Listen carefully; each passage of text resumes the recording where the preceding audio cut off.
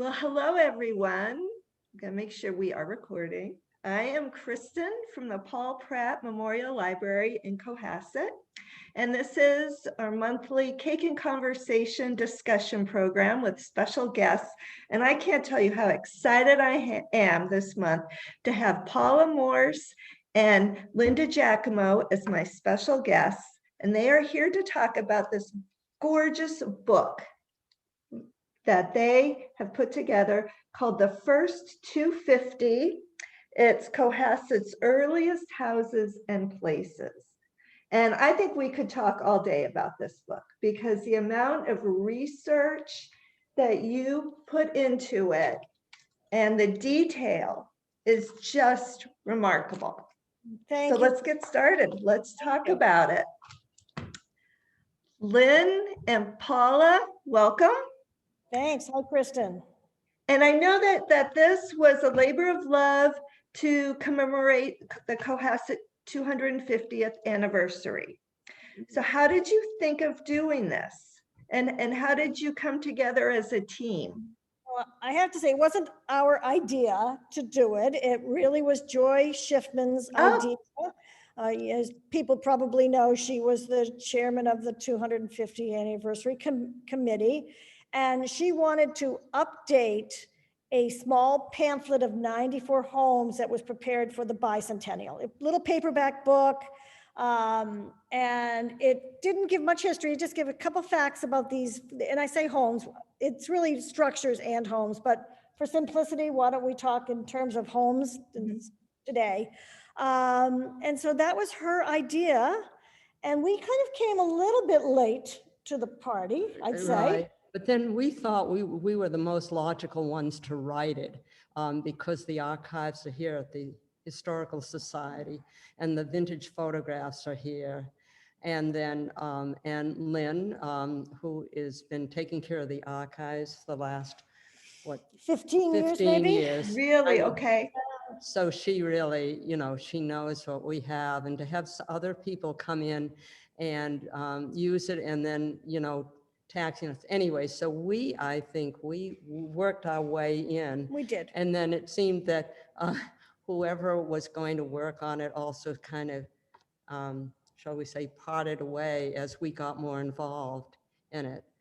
And then, so would be, yeah. And as any project evolves, the layout, the decisions change. So what was important to us, I think, from the beginning was to really just not update a book that had a list of houses.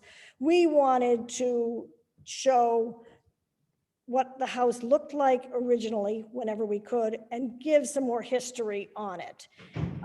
And Joy really wanted this to be a beautiful book commemorating Cohasset in 2020. So it was her idea to have photographs of 250 houses taken in 2020 so that we could then accompany those beautiful 2020 photographs, which Keith Conforti, a Cohasset person. Yeah, I don't think I mentioned that. Yes, Keith Conforti did the photographs.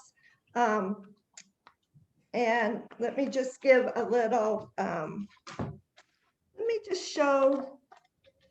I mean, this book the detail is insane, but here's like a juxtaposition. You have old photographs. This isn't a very good, and a new.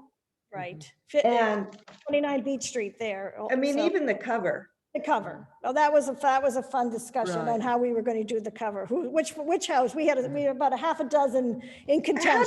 How did you decide on this one? This is on Beechwood, right? Beechwood Street. We probably took over an hour, and I think at the end we left it to Keith. He was the photographer. Did you? Yeah, he was the graphic designer, so we left it to him. And any one of the half a dozen we would have been pleased with. It was and having a cape, which is probably the most popular style. That and Gothic Revival. But yeah, you have a whole page. I know. I keep holding this up. But, and that was helpful for me that I live in a Greek revival. I didn't know that. I just always called it an old farmhouse style. I don't know what page it's on, but you have the Victorian, the Federal, and the Greek Revival. It was important to us, I think, as members of the Cohasset Historical Society to add some history in. Yeah. And history can be fun. I know a lot of people don't think it is and they think it's boring, but it can be fun. And we really tried to add facts about the town, the people who lived here that were perhaps unknown, and sometimes brought a little chuckle, I think, or at least helped You some did. the Yes. reader. So It was is. It's written with humor. is. At the like- very end, I don't want to jump ahead, but I'm so enthusiastic about this book. The in memoriam part, loved that. These are Yes. houses that, for one reason or another, are no longer standing. And that was That would very have been nice. included. That would have been included. I mean, obviously, we've lost many, but Yep. these were some that would have been in this book had they still been standing today. We also wanted to look at the architecture, and I felt strongly about that. And so since the dating stops at 1870, there's not shingle style. There's not like some of the great houses that were and still are on Jerusalem Road. But we were going with the first 250 houses and structures. And the challenge, of course, was to get the original dating. That's a good time for us to that talk was- about right. that. 'Cause Yes. that took enormous, and that was doing a title search really on every house. Wow. And so we started with 330 houses, and then and structures. Again, structures was, I think if we had done it, if we weren't just going from the bicentennial, which also had structures, that is churches, meeting houses, town hall, whatever, we might have just done houses. It would have been simpler. It would have been simpler. So then, and but one thing that very early on, and I think you particularly wanted to be sure that we were democratic, that every house was equal. And so if some houses get a larger page, that was because there were early photographs of them. Oh, there was more of a story that could be told. We reached out to the owners. That's 330 houses. You're right. Wow. And we reached out to these owners. What do you know about the beginnings of the house? Who lived there that was interesting? What and then also, I mean, we could stop at any point on that. Well, I'd like to just touch on, for me, what was the most challenging part of the book was we started the list by taking the town assessor's dates for, and before we came into the picture, someone decided that 250 houses would get us to 1870. So they asked the town to compile a list for the earliest houses up until through 1870, however many that may be. And then there is a list that has been compiled by the Cohasset Historic Commission for the Massachusetts Historic Commission. It's done in almost every town, of a list of houses, and it gives great architectural, interesting features and the history of the owners, and it dates them. So we use that list to pull houses through 1870. And then our third list was Historical Society records. None of them agreed with each other. Really? So houses could have 3 dates. So Yeah, so there was the lays- problem. right, And I was yes. particularly, I think, though Paula was right there with me.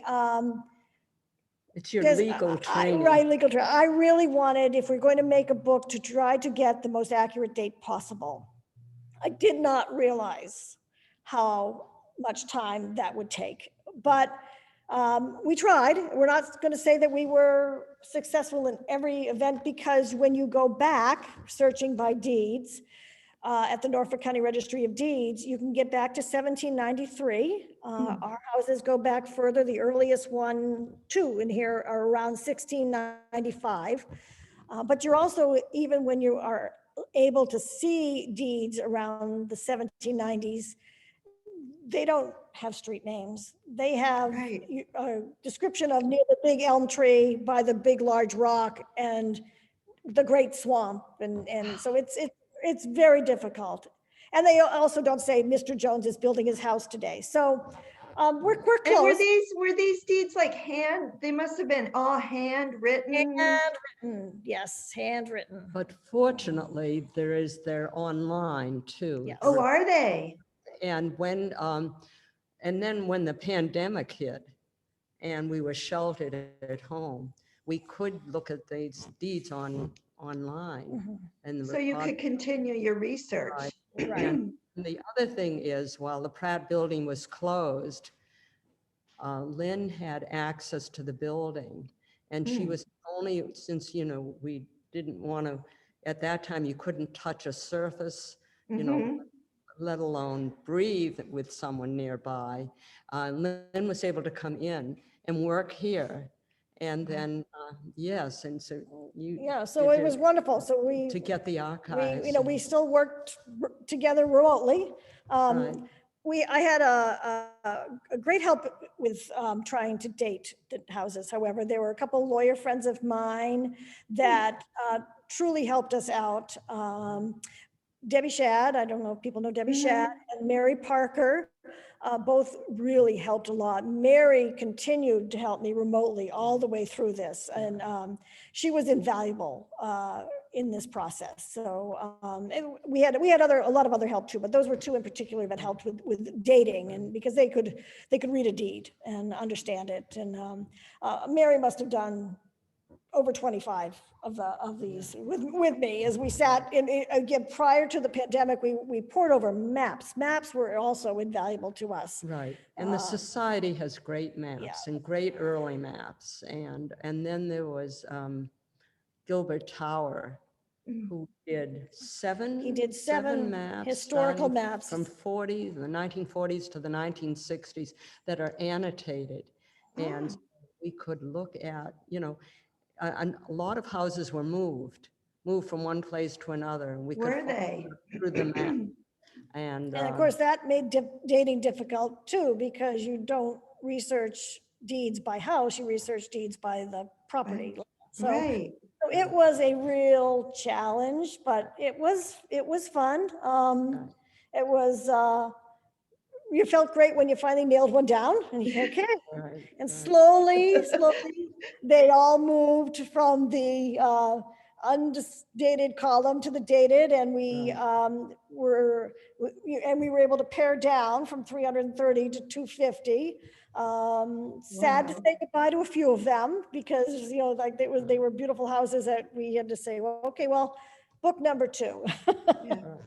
And then we Well, had and it's amazing when I drive around or just looking through the book, there are houses that I've driven by, every day for 20 some years. I had no idea they were that old. True. So it's not something you could tell just by looking, oh, that's a really old house. Right. You'd have no idea. There's been beautiful adaptations. I mean, that was something wonderful to find how well houses owners through the years have changed, but keeping within the historic spirit.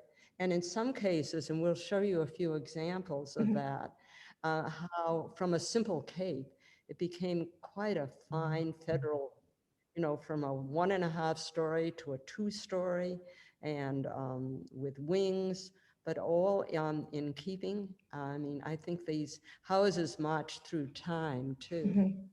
Paula had said earlier that when we first got involved, we went out and photographed with my cell phone the 330, and literally just standing in the middle of the road, snapping a picture so that we had some sense of these houses. But what struck us was how well cared for they were. It was a beautiful day. Well, it was days, but May of 2019 is when we were doing this, and flowers and trees were in bloom, and people were really take pride. And many times we're just driving by. You're on South Main or North Main or Beechwood, and you're not looking at houses. You're looking on the road, like you should be. And we had owners engage with us, and we're so excited that we were doing this project. So, So let me share my screen. I have some pictures. So It's probably a little more sophisticated than me holding up the book. So let's start. Oh, and let's start with how you went about dividing the book up into different sections. It's very clever. Yes, go. Exactly. So we divided them into 9 chapters. Some of them were obvious, whether it's the harbor or the common or the village, Beechwood. And then we had on the shore road, that's where Lynn's house is. Hillside, we hillside. call that up the hill. And then north on the county road is taking North Main Street. And then we did south of the county road. So this first one, the house to the right is 1 Jerusalem Road. And the dating of this is around 1900. And all the chapters begin with a vintage photo that is a variation on this. It's wonderful that the Society's archives has these early photos. And so we did that, and then we'd have an introductory essay and a way of tying as if you could really ride through town. I think walking through town carrying this heavy book might not work so well.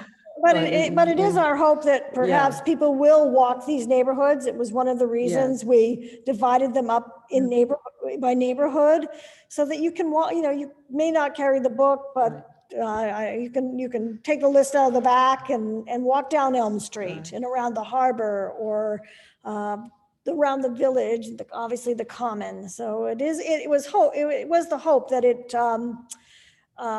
it would be in part a tour. The original book was a heritage trail that you would walk or drive, and so we tried to keep this greatly expanded version with that in mind, that you could perhaps walk at least pieces of it at a time. We're talking of developing an app so that people could literally walk around with their phone, and so why not? Why not? That would be great. And also, at first we thought we'd go chronologically through the book, but that would have meant jumping around town. And so then I think quickly realized that we needed to do it this way and create very, regions. very early on. Yeah. We realized that. And really nice. So this is North Main Street North Main. to Jerusalem right here. So Joy Place is down here.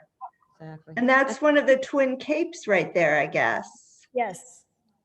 That's great. And an elms Yeah, tree. it could be. Could be. Yeah. All right, I'm gonna see what we have next. Okay, it's going to be a surprise. It's gonna be a surprise. These are all, oh yes. Okay, let's Okay. see here. All right, I'm going to get my notes. Right. Black Horse Lane. I love these twin gable. So I'll talk about the photos on the left, and Paula's then going to talk about the photo on the right. But the Okay. photos on the left, we chose this page because it's sort of fun. They actually go with the house that's on the previous page that we did not send you. Okay. Because we wanted, first of all, I don't think anyone could guess what that house was, but it is the house at the end of Black Horse Lane, 70 Black Horse Lane, that beautiful gray colonial. And it was built as a beautiful colonial, and then turned into this Victorian in around the 1900s. Later on, the owners stripped away all of these Victorian accoutrements and turned it back to its colonial roots. So anyone looking at it today would see a house very similar to the one that was built there. Okay, the house on the right at 2 Black Horse Lane of 1819. What's interesting here is that Captain Peter Pratt was the original owner, and he was one of the deep sea captains. And there are a number of ship captains' houses in town. And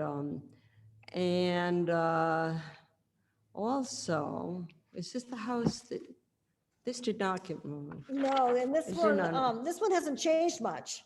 No, that's right. Which if you can see the small photo below, it shows how similar it is. Right. It has greatly expanded to the back, but Mm, the facade is similar to the way it Right. was built.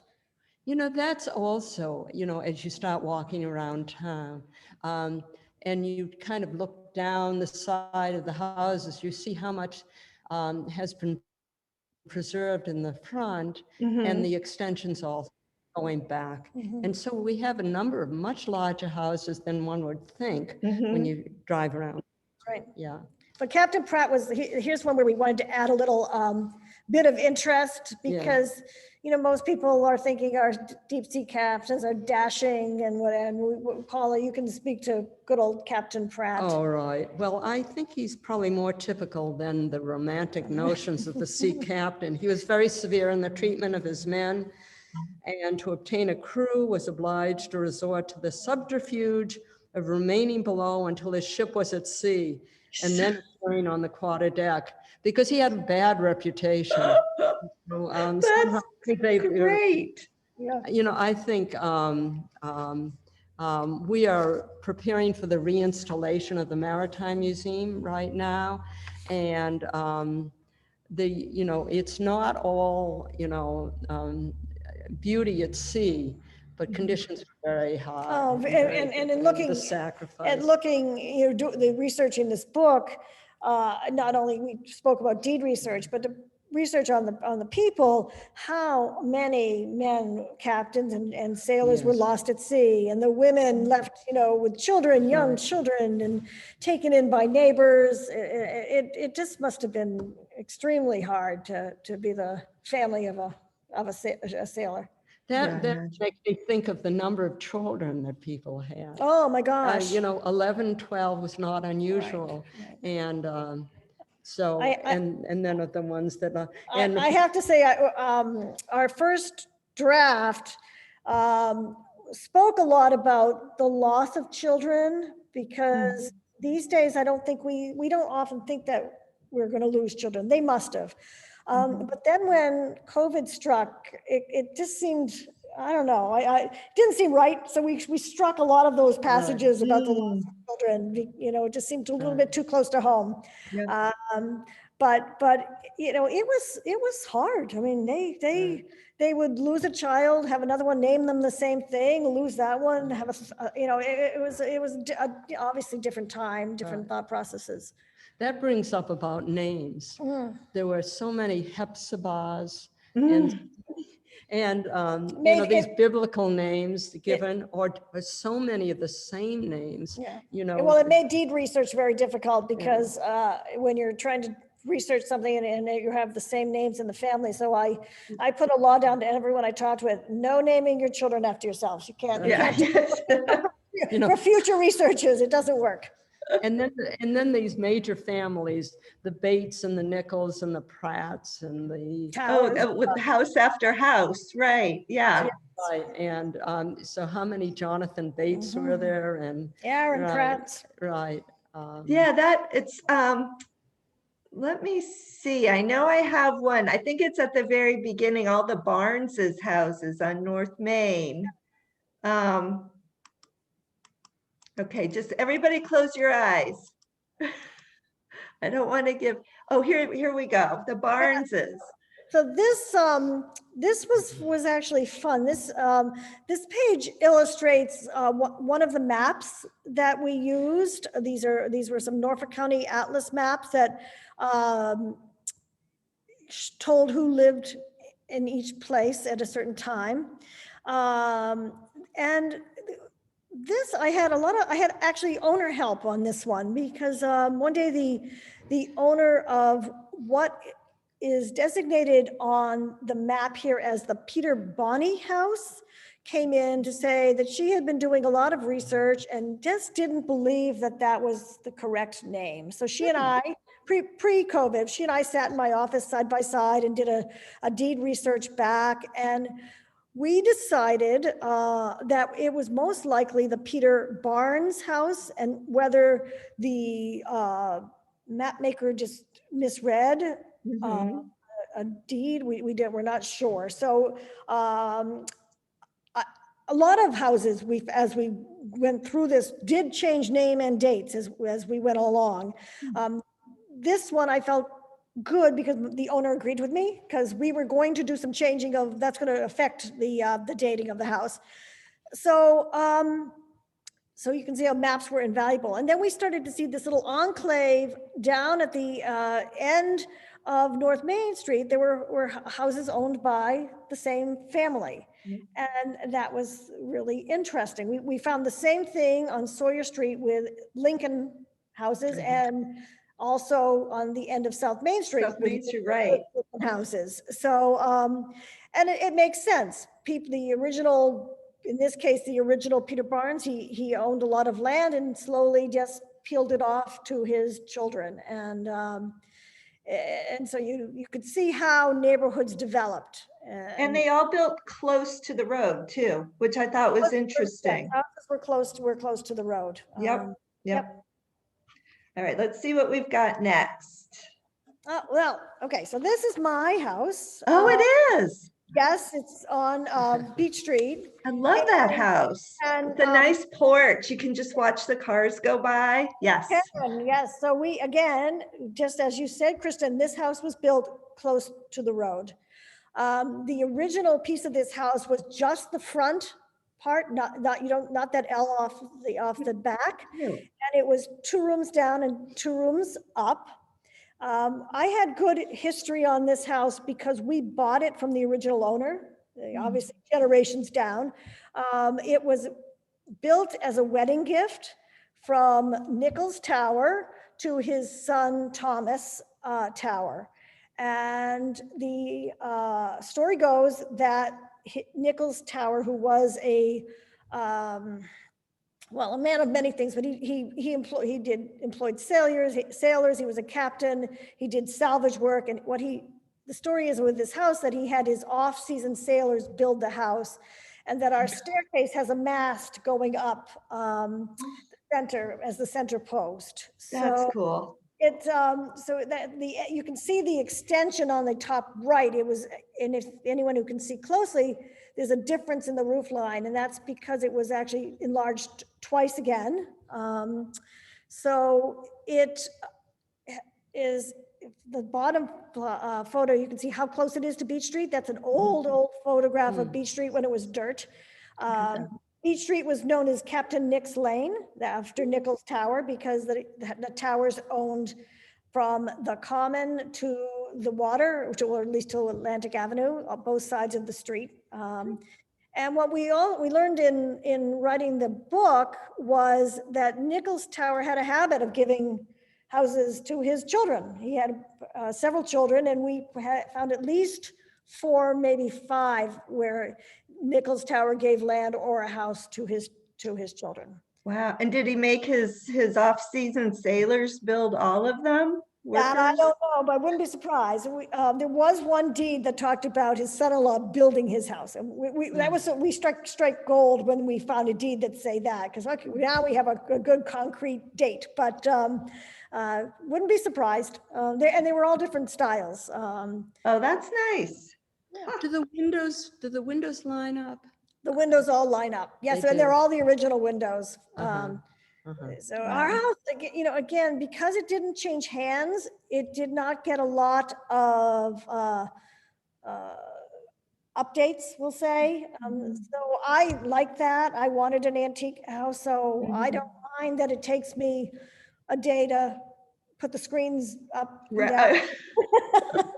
Or even open a window. Some windows we don't open. Do you still have strong windows?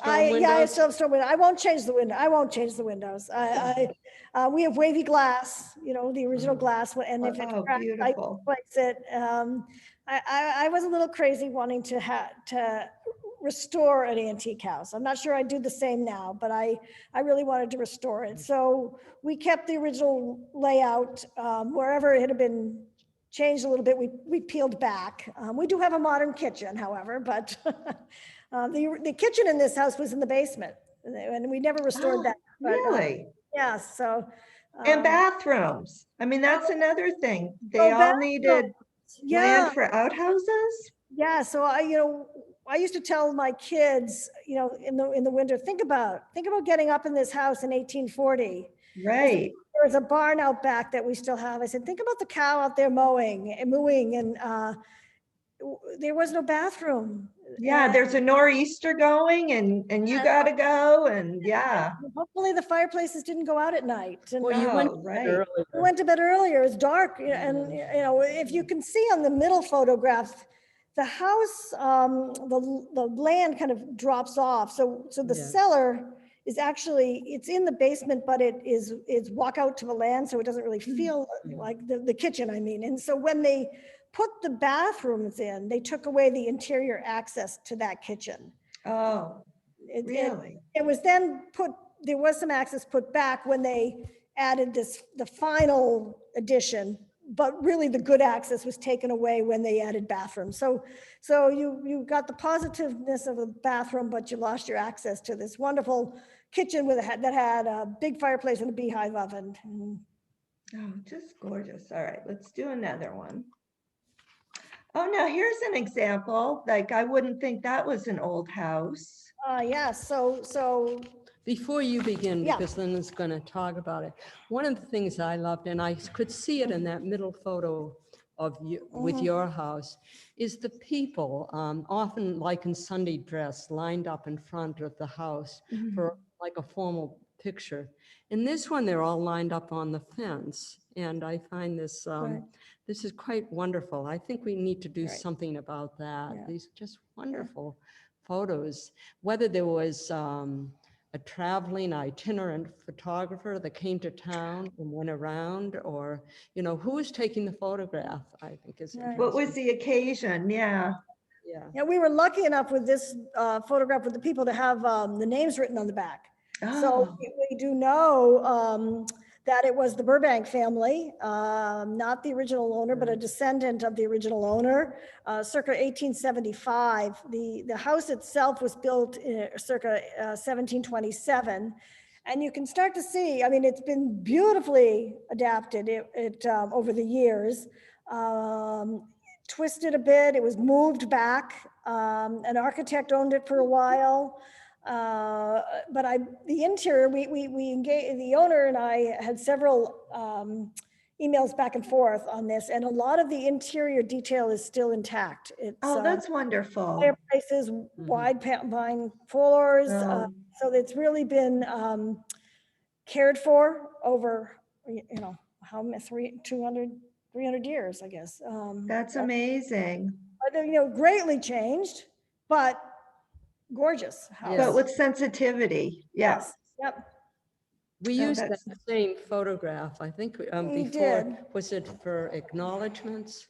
Maybe. Yes, We because thought it we was just, funny I guess it's a larger version of it earlier Right. in the book, because we just loved all of the people. It was Yes. generations, 3 generations, I think, of the Burbank family, and they were early settlers of that part of King Street. And early settlers to Cohasset, 1720, it was pretty early. And when you think of it, it's a book about houses, but people lived in it. So I think when we saw a photograph that had people in it, you know, we try to pull Right. it in when we could. Yeah. And Yeah. we It's Yeah. putting faces. Yeah. one of the stories of the people, because I think, you know, we all relate to that somebody lived there from the early days. And that's like I was just mentioning with my house, you can really think back when you live in a house like this, think back to the Christmases, the Thanksgivings, you know, the holidays, you know, the sad times too, that what these houses have endured and the people endured. And I feel with mine, I'm a caretaker, which is why I don't change the windows. And I know I may be unusual in that, but not really. When you talk to the owners of these houses, they really cared for the history. And There were the 3 young men that went off to the Boston Tea Party, met in the house of, wasn't that the? and my Hobart on the Common. Yeah, right. And there, so think about that. Wow. You know, what some of these houses have seen. Right. And supposedly Governor Hancock Yeah. visited there. Really?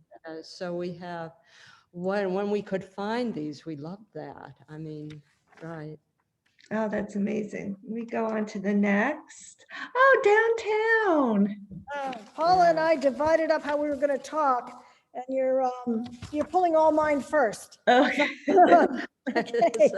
All right, so this is downtown. So on the left, for the newcomers to Cohasset, that's the Red Lion Inn. It no longer looks like that. And the photograph above, or the painting above it, was the Red Lion Inn as it was when it was in its early days. As a farmhouse. As a farmhouse. Yeah. Christopher James, who took in lodgers. Many of us recognize the bottom photograph because it Yep. for years and years and years. It was red. It was red. Yep, the Red Lion. So this painting was done by Frank Shapley, a painter who painted in St. Augustine and in the White Mountains of New Hampshire. And he married a Cohasset girl from Elm Street. So whenever he came to Cohasset to visit, well, when they came to visit her parents, he would take his paints and walk all over town painting. And so the society has probably 8 Shapley paintings. You still see them from time to time. One just came up for auction recently. And was purchased, and we'd love to know who purchased it. Yeah, if any of you Who purchased it, let us know, let us know. Right. We couldn't So afford if anybody's watching it, who happens to be born. Right, right. But that's an example of, well, this one we probably would have included because it was Christopher James' farmhouse. On the other side, this was a real problem. And even with my expert Mary Parker helping me on this one, the best we could do was decide to call it the Eliezer James Building, circa 1855. Now, Eliezer James was a descendant of Christopher James. So he owned, the James family owned property in that Red Lion, Brook Street, South Main Street area, a lot of property. But we could not get this back to a definitive date. And we don't even think it was his home. We believe he lived at the Red Lion Inn. But you can see 2 other photographs of early adaptations of it when it was different stores. There aren't many left, I guess. We're showing it as the Gross and Nichols store. And this became the Central Market? And it became the Central Market. I was going to say, there aren't many of us left, I don't think, who remember Central Market. It was here when I first moved to town in the early 80s. Right. And it was a place where you could find everything, and they delivered, and I don't know, it was just this fabulous grocery store. Definitely. We need something like that again downtown. I mean, you could go, and they had a meat market. A meat market. And every spice imaginable. I just remember just all these. Oh, that's We're neat. showing it as 1890 and 1915. So a little bit how it's changed. And of course, it's now French Memories. Another icon to town. Yeah. I know. Let's go on. Oh, yes. Okay, so one of these is mine, Here we and go. this is the Jonathan Bates that we've already mentioned. And, this one has everything that you could want. It began as a modest cape, 1.5 cape, and this is the one that became this beautiful federal style. It's really 2.5 stories. There was, it has a great history. Jonathan Bates was a corporal in the Revolution. It remained in the family until 1910. We have a number of houses in town that remained in the family, and that helps in the history of it. And then in 1910, it was bought by Charles Gammons, who was quite public spirited. He led the Sandy Beach Association that bought the last strip of available beachfront land for the town. It was all being bought up by private hands.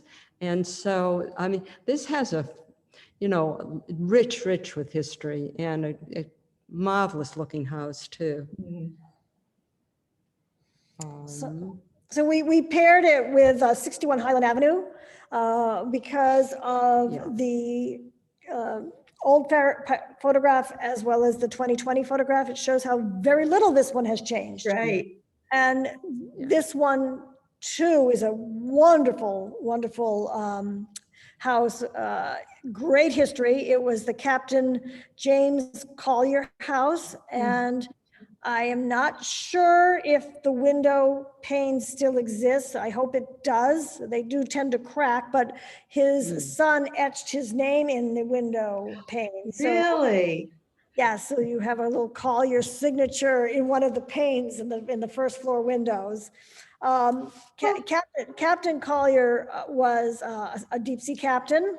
We were lucky enough recently to get a transcribed copy of his daughter's journal when she went to sea with him that we're Really? going to have excerpts of when the Maritime opens, probably the second floor next summer. But as part of this process, we were gathering items, people who offered them photographs of houses and other artifacts. And it was a wonderful collaboration, I would say, between current owners, former owners, that to really try to bring this book to life. And maybe I can grab the opportunity to put a pitch in for those who are watching. If you have more wonderful, wonderful stories or even paintings, the society continues to accept gifts that are related to Cohasset history. Oh, that's And, wonderful. you know what especially would be interesting is diaries, Mm. early diaries, right, and anything of a seagoing nature. So Oh, that's perfect. can't Right. help but use your public forum for that.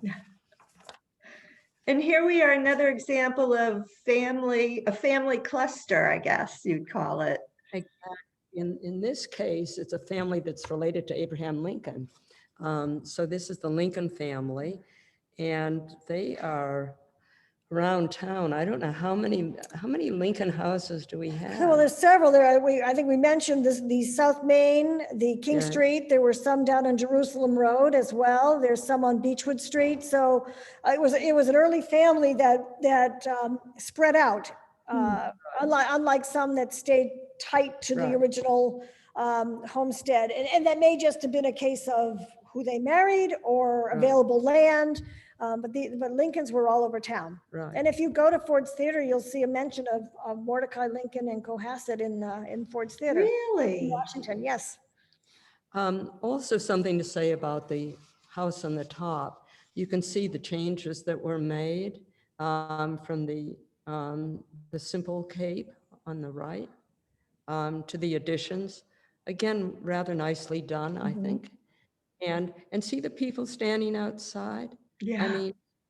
I mean, it is a formal photograph.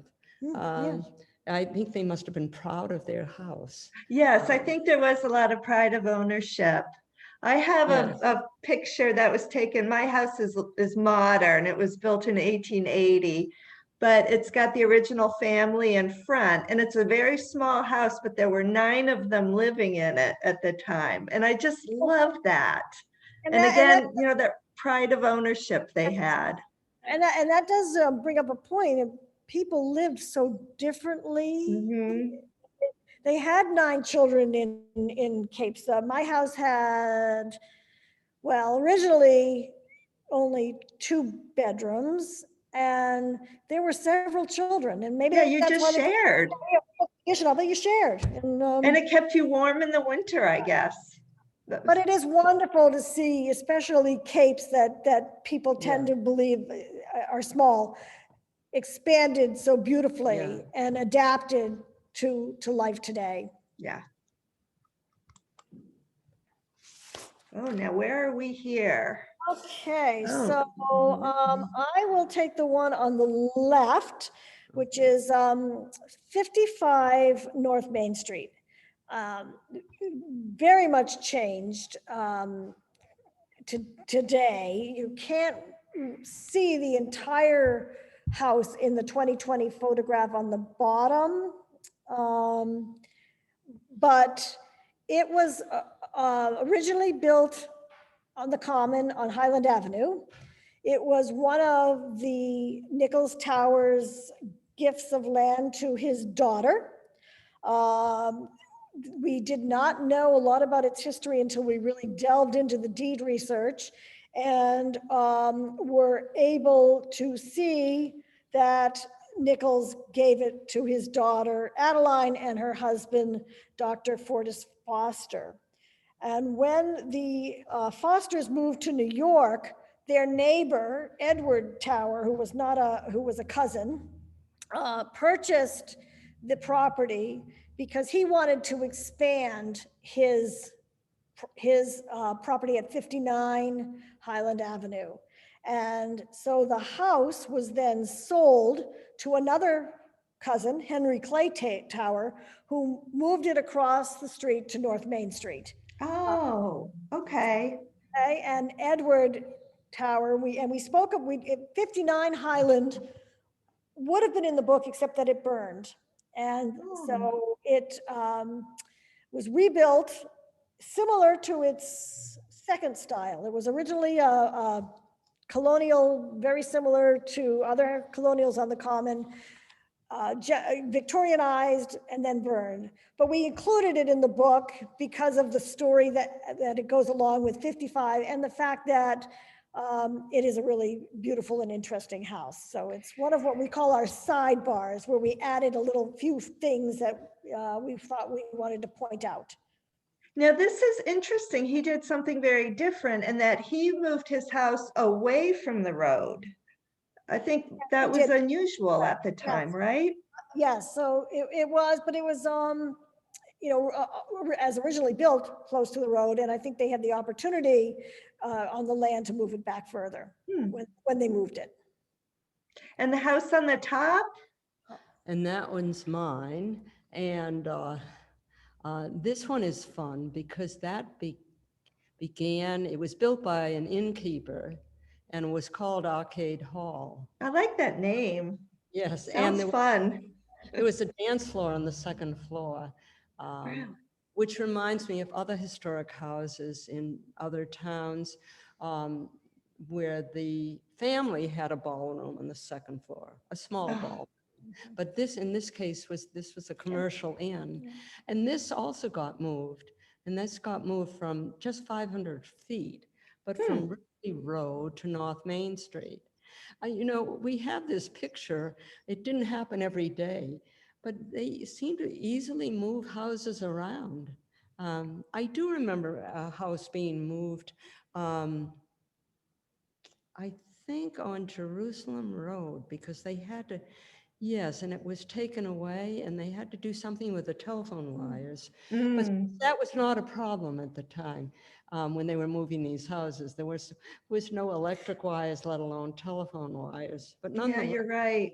Cable wires. We had one house that was floated up by barge from Boston. Right. And we had two houses that came down in pieces from New Hampshire. Right. So, but these would have been moved by horse-drawn.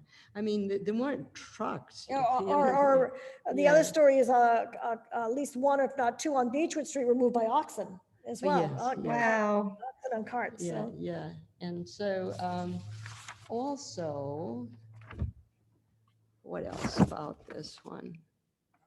Oh, but it eventually was owned by Oliver Howe, and he was everything for the town. He was a historian, beloved physician, member of the first committee in town history, from which the Historical Society evolved. He was president of the Cohasset Historical Society, and he had a passion for old houses. And the archives has many of his notes, and we relied on many of his notes too, because they were earlier in time. And so this was very nice. This is great fun, and I have to say, I thoroughly enjoyed working with Lynn. You know, we did this, a lot of this. I live in Boston now. I used to live in Cohasset. And we did so much of this. We'd spend hours and hours on the phone with our computers in front of us. But it was, it kept us focused, I think. Well, it was something to really keep us busy during COVID. You know, with me here and Paula in Boston on the phone. And I guess we learned about Google Drive and Google Docs too late in our process. We were also on a tight schedule. Yeah. Because this was supposed to be done Yeah. for 2020. Yeah. Normally, I think something like this would have taken 5 years. You know. Oh, it's so polished. And I love how in your introduction, you call it a pictorial journey, and it really is. That's exactly what it is. And where can people get a copy of this book?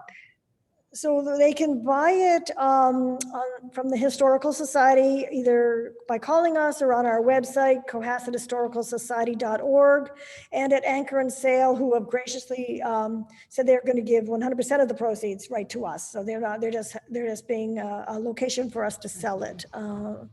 And as of Did now, I see there's a special edition one? there was.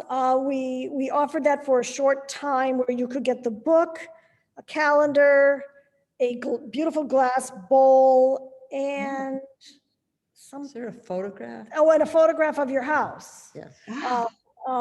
For extra money. But that was a limited time offer. So, but Well, I highly recommend this book. And I think for summer people, it's just a great thing to have, well, for anybody in town, especially to have it in your library. The work that went into it is remarkable. Even the end papers, you have an old map as the end papers. You guys did a fantastic job putting it together. Just the research and the photographs and everything about it. It's a wonderful book. And I want to thank you so much for joining me. This was a great talk. I think you froze. I hope I didn't freeze. Oh, I may have. But I want to thank you again. Thanks for tuning in, everybody. Bye-bye. Oh, hey, you're back. You're back.